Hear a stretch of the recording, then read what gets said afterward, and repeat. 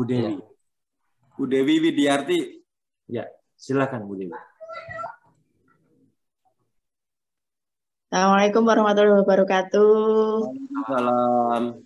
Pagi semuanya Pak Eko, Bu Carkini, Pak Warsono. Semoga semuanya semakin sehat dan bahagia selalu. Baik, untuk Pak Eko, saya berikan laporan Pak Eko beberapa pekan yang lalu saya menyampaikan tentang gatal-gatal di badan Pak Eko.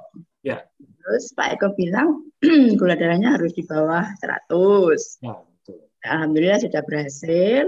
Dan ternyata memang betul gatal-gatalnya relatif banyak berkurang. Alhamdulillah. Alhamdulillah lajeng. Karena saat itu saya memperbaiki menu, saya konsentrasi di telur sama agar-agar Pak Eko. Wah, itu yang jago Pak Warsono. Nah, ternyata 10 hari kemudian saya cekkan untuk kolesterol itu lumayan tinggi nih Pak Warsono. Ya.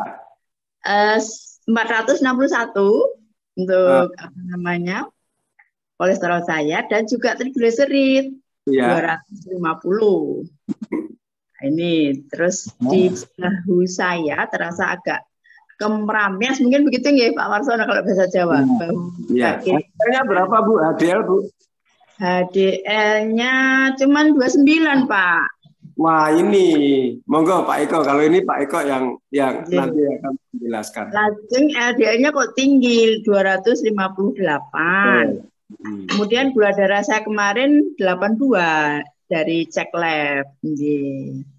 Itu yang pertama. Kemudian yang kedua, Pak Eko ini juga ahlinya, yaitu terkait dengan gluconeogenesis ini. Apakah juga berlaku bagi orang-orang yang non diabetes, Pak? Iya, Bu. Oke. Nah, kadang saya cemburu. Tumbuhan bisa terjadi gluconeogenesis. Kan semua orang pasti mengalami rasa sedih, kecewa dan sebagainya, tapi kenapa mereka baik-baik saja gitu ya, nggak berdampak pada kesehatan lah paling nggak gitu ya terkait dengan gluconeogenesis, karena tadi di awal disampaikan itu adalah bagian dari otomatis saraf otonom gitu ya Pak, ketika situasi hati sedang tidak nyaman begitu. Sementara kita yang tadi sudah berjuang IF, kemudian OLNAP, kemudian PMB itu luar biasa pengaruhnya masih begitu dominan gitu di gluconeogenesis ini. Nah ini gimana Pak? Apa namanya? Termasuk saya 2 hari ini GNG Pak, karena saya baru marahan sama suami begitu. Ini tadi OLNAP juga nggak turun, masih 3 digit 121 tadi gigi puasa saya sebelum OLNAP, kemudian saya OLNAP ikut Pak Warsono tadi masih 121, tapi pH naik 6,7 tadi dari 6,3 tadi pagi. Ya. Kemudian untuk obat Pak, ini apakah saya perlu minum obat trigliserid atau kolesterol tadi? Mungkin itu dari saya, mohon dijelaskan. Jadi gini Bu, saya akan jelaskan dulu mengenai gluconeogenesis. Ini juga untuk menjelaskan kembali apa yang tadi dijelaskan Pak Partono mengenai gluconeogenesis. Segala informasi yang Pak Partono sampaikan itu yang berasal dari saya. Saya ingin sedikit tambahkan dan juga untuk menjelaskan pada Ibu. Gluconeogenesis terjadi pada semua manusia, termasuk pada hewan. Hewan itu kalau ketakutan gluconeogenesis pada saat dia melakukan menganggap dia dalam bahaya, maka liver mereka langsung membuat gula dengan harapan gula itu bisa digunakan sebagai sumber tenaga waktu dia berlari atau menghindar dari bahaya yang dianggap menakutkan itu. Nah, terjadi juga pada manusia. Manusia pada saat menghadapi masalah, dia akan mengalami gluconeogenesis yang dipicu oleh hormon kortisol. Itu juga menjelaskan pada saat Idul Adha yang lalu. Banyak Bapak Ibu yang protes dengan saya. Saya kenapa ya makan daging kurban, pada saat daging itu sudah masuk ke panji saya kok malah naik, padahal saya sudah mengikuti anjuran untuk tidak menggunakan bumbu. Kemudian saya jelaskan, begini Pak, sebenarnya terjadi gluconeogenesis. Oh, binatang bisa gluconeogenesis? Iya. Jadi begini, pada hewan-hewan kurban, pada saat sebelum disembelih, ada yang mungkin tidak ketahui mengenai rasa takut yang muncul pada saat sebelum disembelih. Maka terjadi gluconeogenesis. Dan gluconeogenesis akan menaikkan, membuat glikogen. Gula baru yang membuat glikogen yang diambil dari protein atau asam amino atau banyak zat-zat yang protein yang dirubah menjadi glikogen. Glikogen itu membanjir dalam darah. Orang membanjir dalam darah, maka dia biasanya akan berada di antara sela-sela sel. Dan itu yang membuat kita pada saat makan daging hewan sembelihan, apakah itu kurban atau bukan, itu terasa lebih manis. Lebih nyaman, lebih enak. Itu sebenarnya akibat adanya glikogen. Glikogen ini yang kemudian ternyata membuat kita, itu dikenali juga oleh manusia sebagai gula. Nah, pada saat kita makan daging itu, maka kadang gula darah kita naik. Makanya, tetapi glikogen ini bisa terurai apabila didiamkan, dilayukan. Saya menamakan layukan. Apabila daging itu dilayukan, misalnya di kulkas. Berapa lama, Pak? Sekitar 6 sampai 8 jam, maka dia akan layu. Glikogen terurai, dan apabila dimasak, jauh lebih sedikit jumlahnya.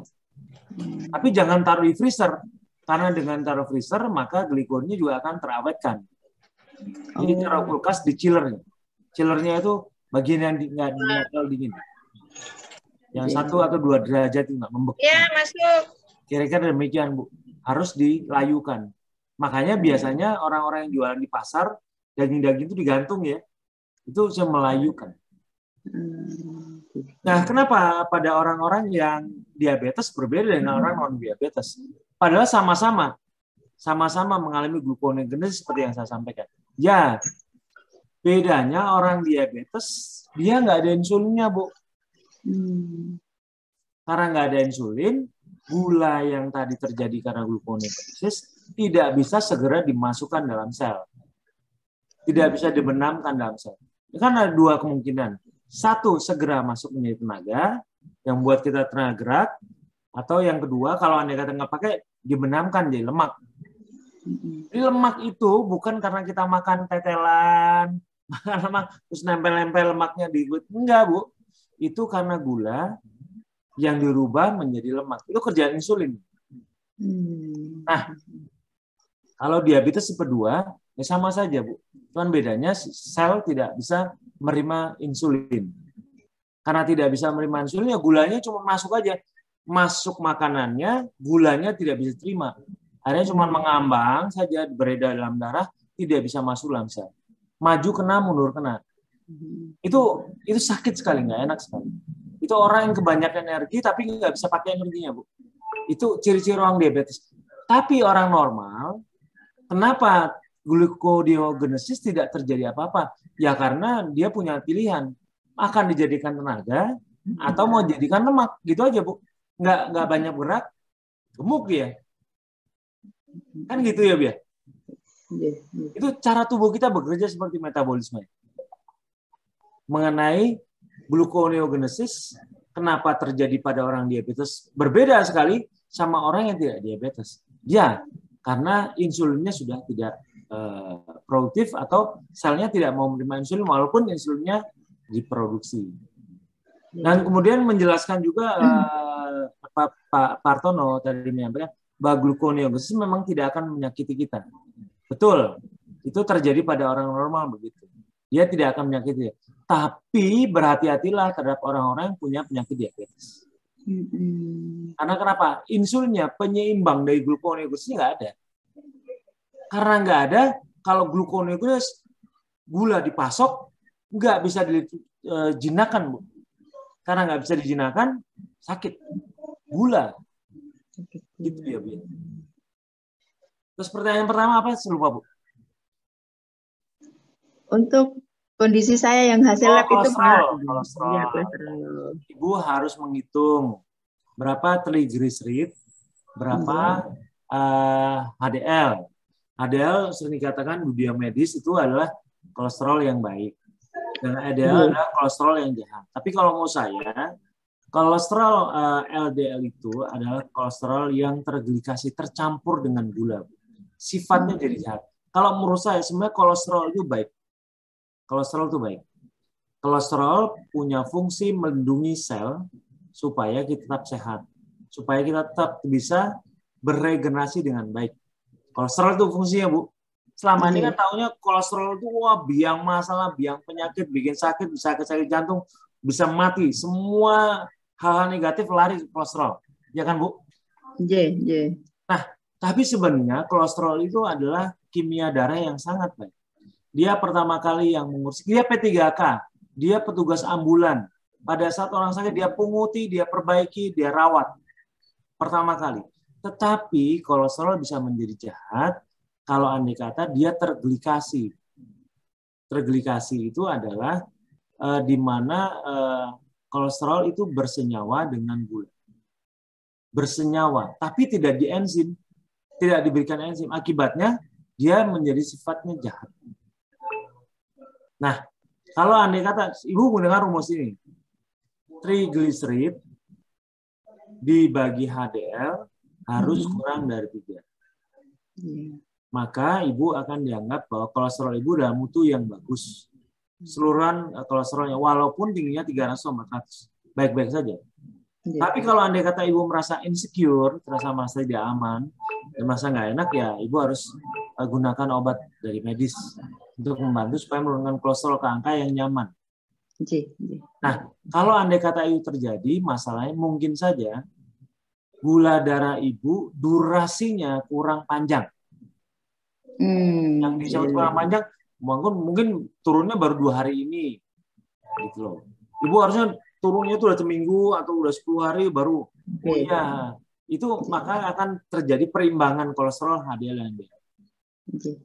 Ya Bu ya, maka dan kondisi gula yang rendah memastikan, karena dari suku Inuit yang selama ini menjadi patokan saya, orang-orang Inuit berumur panjang, orang-orang Inuit tidak pernah sakit jantung, tidak pernah sakit gula, tidak pernah sakit degeneratif lainnya, padahal mereka setiap hari makan hewani, tidak pernah makan tumbuhan sama sekali. Dan saya sehat seumur hidup dan sudah berlangsung 3.000 tahun. Ya Bu ya. Artinya kalau ada kata bicara mengenai penelitian kedokteran, ya itu penelitian yang sekitar 100 atau 200 tahun. Paling mudah ya setahun ini. Tapi kalau yang andai kata Inuit udah 3.000 tahun, karena menjadi tradisi, menjadi budaya mereka. Ya Bu ya, Bu Dewi. Matur nuwun Pak Eko.